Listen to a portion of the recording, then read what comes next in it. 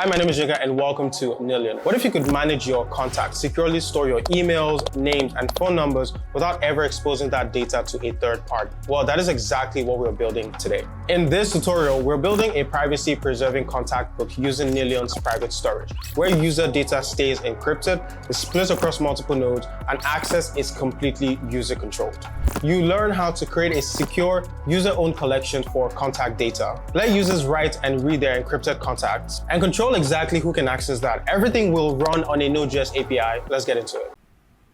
All right, so welcome. The first thing we're going to do will be to install all of our dependencies. For the record, this entire app is a Next.js frontend, and the backend is written in Node, and it's a Node Express server. If you'd like to skip to the part where you test all of this on your local computer, the links to the GitHub repository we made available in the description, so feel free to clone the repository and run it locally.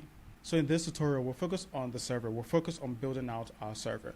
We're going to look into how NilDB works, and we're going to talk a lot about collection and user-owned collection. So user-owned collection provides a lot of autonomy to the user, and they get to manage their data.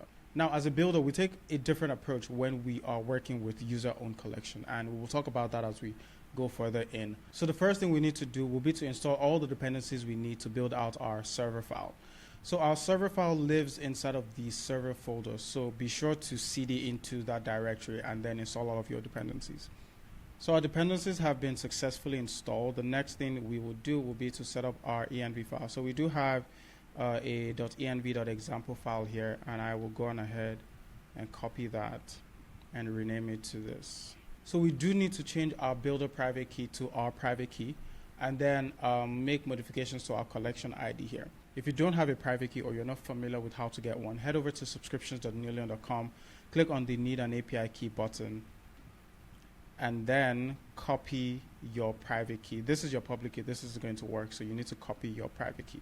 Now, if you don't have an active NilDB subscription, you will need to copy your public key, paste it in here, and subscribe to NilDB. I have an active subscription, so I don't need to do that, but the steps are pretty straightforward. So once we've copied our private key, we're going to head back to our env file and paste it here. I won't do that now because it's going to be public. So for our collection ID, we will be running this very simple and effective create collection script. Now, there are two ways you can create a collection. You could do it programmatically with this script, or you could head over to the Collection Explorer and create a collection. They work exactly the same, and they do the exact same thing. I just enjoy creating my collection with this script, and it works really well.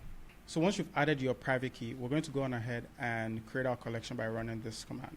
And we have successfully created our collection. We will copy our collection ID and paste it in our env file.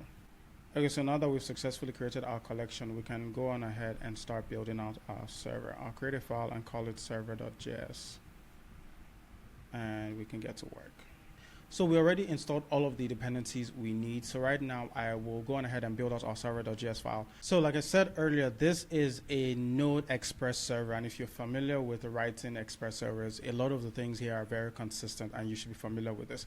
However, though, the approach here is ever so slightly different due to how own collections work. A lot of the things we built in the server, we need to implement them on the front end as well. So we'll start with the authentication endpoint. We do have a login endpoint, but the thing here is it isn't taking the typical email and password. We will be generating public and private keys for the user and ensuring that they have a specific unique DID for each user. And so every user is created at this instance. Once we make a post request to this endpoint, the user data is created. A DID public key and private key is generated for them. And once that is done, a user can log in and log out at will. I'll show you how all of this works when we go back to the front end. Actually, let me just spin that up real quick. So this is what the front end looks like. As you can see, we have the user private key, log in, create a new user, use saved key or clear saved keys, right? Now, we are not connected to the server, so it's not going to work. However, this is what the authentication screen looks like. So back to our server. Now that we have talked about user management and authentication, we can now look into actually creating privacy-preserving contacts. So the contact endpoint is the endpoint that deals with the creation of user contact. Now, if we head over to line 520, we get to see something very interesting. This is the contact data object that takes in the user details. Now, the name is fine. It's a string and it is non-encrypted, but the email and the phone number are both encrypted. As you can see, the allot key in the key value pair object. Email and phone number, again, are both encrypted.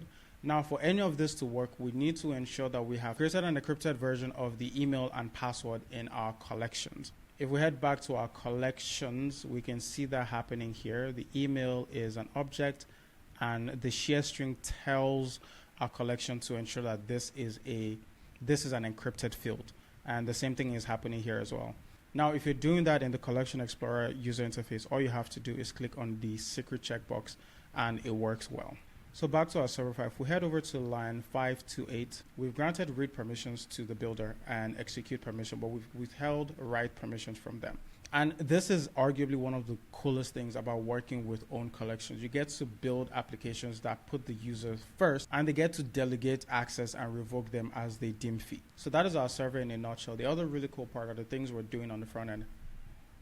Like I showed you earlier, where we're handling some form of authentication that isn't a username, email, or password type of authentication.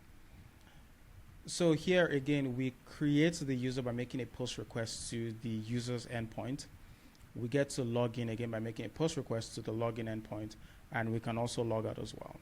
So we also get the current user, we're able to pull contact, and all of the really basic CRUD stuff that you're familiar with. So now that we have an overview of what brings this entire infrastructure together, let's actually test it out. So we're going to refresh this page and log in. Cool, we are authenticated, and we can copy our DID, copy private key, export keys, clear saved keys, and log out. And then once we're logged out, we're going to use saved key to log back in, and we're good. So let's try to add a new contact.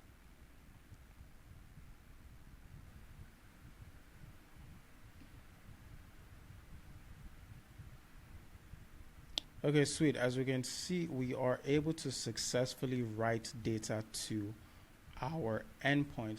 Now, how do we verify that any of this actually works? If we copy our collection ID, we can actually see all of this in our Collection Explorer. So we're going to head back to our Collection Explorer, and under Collections, we will paste our collection ID. And as you can see, user profile collection, it says own collection here. And sure enough, we have the name Yinka, email is encrypted, phone number is encrypted. This is the power of user-owned collection. And as you can see, myself, the builder who has access to this collection, cannot make any modification to the user data. As opposed to typical database backend where the admin can actually make modifications, you can't do that on a user-owned collection. So no modification. I can look at the JSON data, but nothing else. And I cannot delete set record. All of this can only be done by the user. We're going to add another record. And that was successful as well. And we can reload that and see that John Doe has been added to our database. So this is how you create a privacy preserving contact book. Everything stays private. No one gets to see your data. It is secure and it is private. So thank you for watching. If you have any questions, feel free to use the comment section below. I will be more than happy to respond to them.